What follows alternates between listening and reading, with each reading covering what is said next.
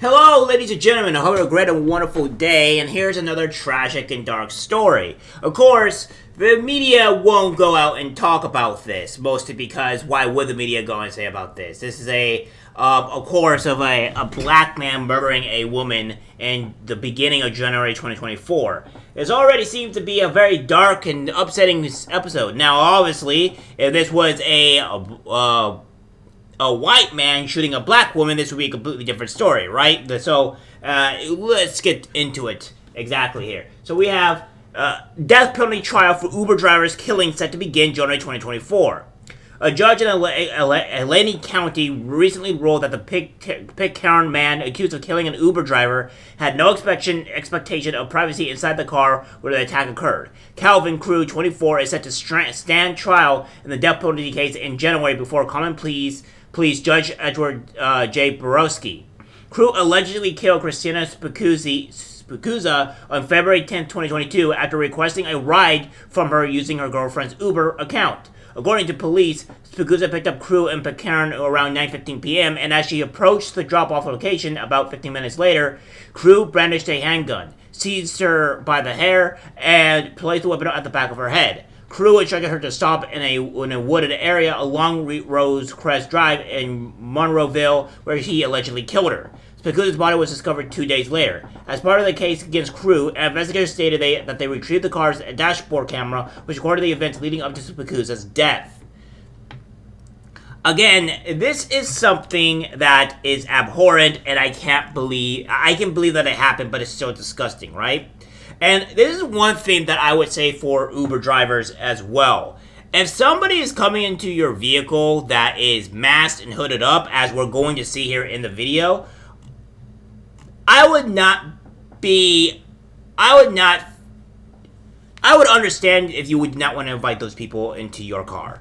That would be completely reasonable. I think Uber needs to set certain laws and certain things in this case where you have the right to just not have somebody be picked up, because I think that's just the perfect way things should be.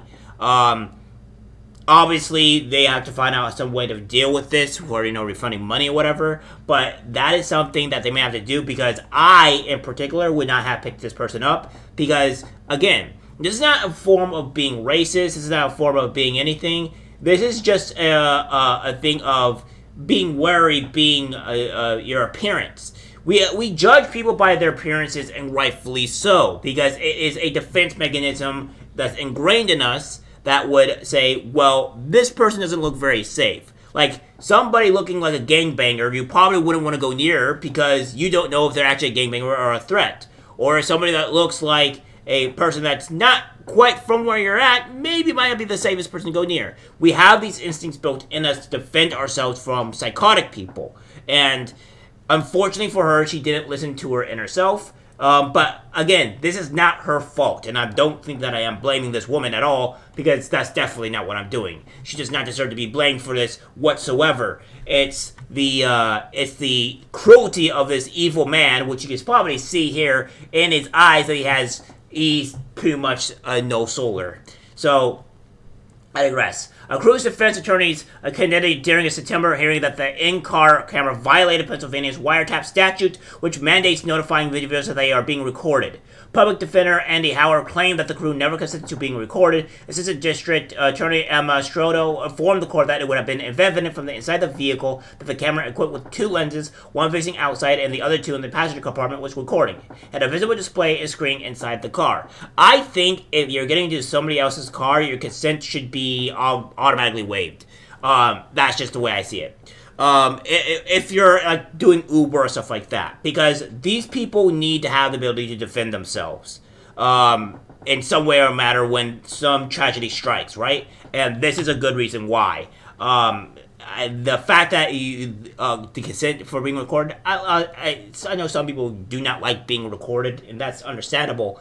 But for me, I'm on YouTube. I record myself. Everybody sees my beautiful mug, so I don't see how that's an issue. But for other people, that's an issue. But I digress. The point of the matter is that this is to defend the Uber people, and also to defend not just the Uber people, but also the customers as well. Because that way, if the Uber does something nefarious, you have actual video evidence of them. And then if you have, if you're an Uber driver, somebody does something to you, you have video evidence of that. So there it goes. In his findings issued on Tuesday, Borkowski stated that the crew did not demonstrate an expectation of privacy inside the car. Furthermore, considering the totality of the circumstances, it is evident that the defendant knew he was being recorded, Borkowski wrote. The camera's display and crew's removal and disposal of the camera will all confirm the defendant's awareness of the recording device. Consequently, no notice was necessary. In the same court order, Borkowski rejected several other motions by crew, including one to suppress his police department statement 4 days after Spicuzza's death. Initially, crew was detained on an astounding warrant accusing him of attempting to purchase a gun illegally. However, since crew was not prohibited from making the purchase, the warrant was invalid. The defense argued that crew should not been detained. In his findings, Borowski stated that law enforcement had an independent basis for detaining crew for questioning the homicide. Additionally, he noted the defendant voluntarily went to the police station, initiated the conversation regarding the related warrant, and agreed voluntarily to speak with the detectives about the homicide. This is very sad and very disgusting, and I think everybody is going to have to see this. So without further ado, we have this here. We have this from Amanda L's death penalty trial for Uber driver's killing set to begin January 2024. I'm begging you, I have 4 kids, she pleaded. I got a family too, crew responded, now drive. So during the crew pulled out a handgun and all that stuff. So in September, his officials argued that the in-car in-car camera violated Pennsylvania's wiretap law as crew was not informed or consented to being recorded. Blah blah blah blah blah blah. Illegal firearm purchase, which again, how is removing people's rights to defend themselves, the removing guns and banning guns going to stop this man from doing what he just did to this poor lady? It's disgusting. So without further ado, here's the actual video. Take a look. Today, prosecutors played what could be their most compelling evidence against Calvin Crew.